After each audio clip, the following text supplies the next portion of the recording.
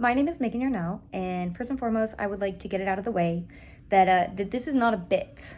This is not a sketch. This is not a little funny. This is not a little funny joke thing. Instead, I like to think of this as an outlet for advocacy, for my ideas and whatnot. Just so that I can get them out there, and I would like it to be treated as such. So, global warming, that's a phrase that we hear a lot, from news broadcasting to social media to political reform. It's a hot topic.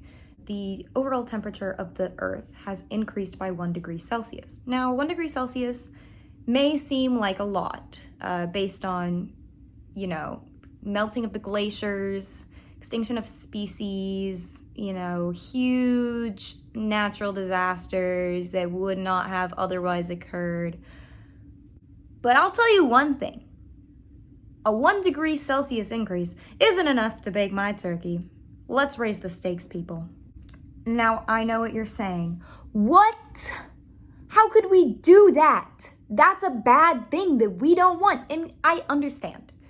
We've all been raised, indoctrinated, dare I say, to think of global warming as a bad thing, to label it as something that we don't want. As soon as we put on that lens, it's so hard to see through it, and I empathize. And so I'm here to help. I'm here to encourage an open mind, to open that door to progress for each and every one of you. To make this a bit easier to digest, I'm going to break it up into a few different case study examples of situations that you may not have even thought of in ways which global warming could benefit us. Now, first, I would like to address the fact that sea levels are rising. Now, I understand how losing surface area of the land that we hold dear to us would be something that strikes fear into the heart of the individual. However, we don't use most of that land. Most of that land goes unoccupied, and I understand that the coastal regions where everyone has their beachfront property, that's not going to be uninhabited. There are going to be people all over there getting their suntans and whatever. But that doesn't mean it's going to go away. It just means that as the ocean levels, munch off of that land, there's going to be new beachfront property. The real estate market is going to go crazy. Have you ever thought of playing beach volleyball outside of your Manhattan apartment? That's incredible!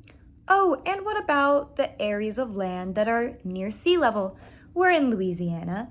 We're at risk, but let's put on some selfless glasses for just a little bit so that we can see what we could actually gain from this change. Now, I don't even think this is generalizing. I think it's safe to say that everyone hates Florida. Florida is disgusting. The only 3 resources that they offer are old people, alligators, and golf, maybe oranges. I wouldn't know because I don't care because it's Florida. This here is a graph of the penis-looking part of Florida. Now, to the left, we have the current topographic map of what the state of Florida looks like at that weird little part. Now, with an increase by just 5 meters, the total area of Florida is estimated to decrease by 1/3, as seen on the right. Now, if you're from Florida, first of all, I'm sorry. Not like that you had to come from there. But second of all, look at that! It'll be gone! We'll be 2/3 left to go. High five! My second point. If there's a water park, it's gonna cost a whole crap ton of money to keep it chugging. Now, to direct the attention away from that for just a second, we'll be back soon. Mental health directly correlates to a person's physical health because what's going on the inside, it does matter. If people are going to water parks all the time and having fun, they're not gonna get sick. That's an absolute fact. So if all of a sudden, global warming is making it so that there are natural disasters every 2 seconds, hurricanes everywhere, that is free money. No one's gonna be sad. For my third point, necessity is the means of all adaptations. Animals adapt based on the setting that they're in and based on the needs for survival that setting produces for them. If we accelerate global disaster, we're gonna have mofos like this. We're gonna have them like this. We're gonna have some of this stuff and some of this all in our itty-bitty lifetime. Megan, that's so cool. How do we do it, though? I suggest that we place a new law called, maybe not a law. I don't know how the government works. We impose something that I like to call eradicate the re. We've all heard reuse, reduce, recycle. But let's give that a little twist, shall we? Instead of reuse, we'll have use. Use more. Don't even think about it. Use it all. Deforest what you can. Now, reduce. Now, we'll be left with do's. Do this. Do that. Do more of it. Destruct. Third, we have recycle. Screw recycling. First of all, I don't even know how it's done. Nobody does.